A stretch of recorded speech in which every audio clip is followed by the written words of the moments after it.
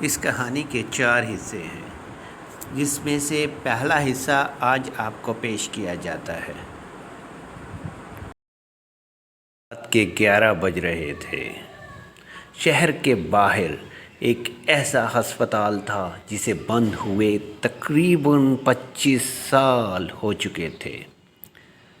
لوگ کہتے تھے کہ وہاں کبھی ایک خوفناک آگ لگی تھی جس میں کئی مریض اور عملہ لاپتہ ہو گئے تھے۔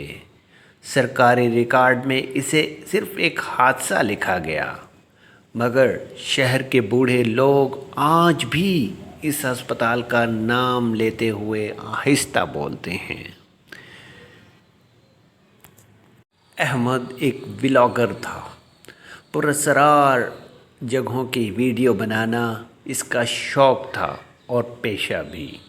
اسی لیے احمد نے فیصلہ کیا کہ آج رات اس بند ہسپتال کے اندر جا کر حقیقت کو معلوم کیا جائے۔ جب وہ مرکزی دروازے کے قریب پہنچا تو اسے عجیب بات ہوئی۔ اس کا موبائل سگنل اچانک غائب ہو گیا۔ کیمرے کی سکرین ایک لمحے کے لیے سیاہ ہو گئی، پھر خود ہی دوبارہ چل گئی۔ دروازہ زنگ آلود تھا، مگر ہلکا سا دھکا دیتے ہی چڑچڑاہٹ کے ساتھ کھل گیا۔ اندر گھپ اندھیرا تھا۔ دیواروں پر پرانے پوسٹر آڑے پھٹے ہوئے لٹک رہے تھے۔ فرش پر ٹوٹے ہوئے شیشے بکھرے ہوئے تھے۔ ہر قدم کی نواح خالی راہداری میں کئی بار گونج رہے تھے۔ احمد نے ٹارچ جلائی اور ایمرجنسی وارڈ کی طرف بڑھنے لگا۔ اچانک دور کہیں سے ویل چیئر کے چلنے کی آواز سنائی دی۔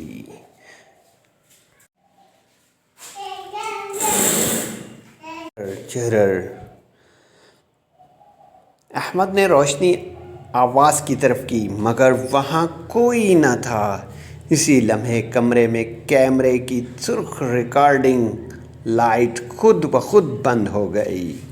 میں نے بٹن دبایا، مگر وہ دوبارہ آن نہیں ہوا۔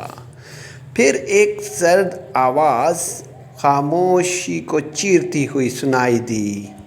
اتنی دیر کیوں لگا دی؟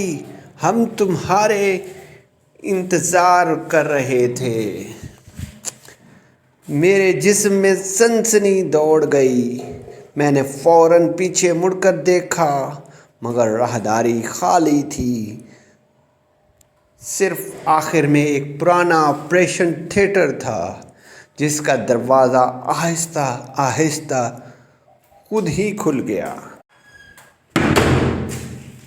اور اس کے اندر سے ہلکی سی سفید روشنی باہر آ رہی تھی۔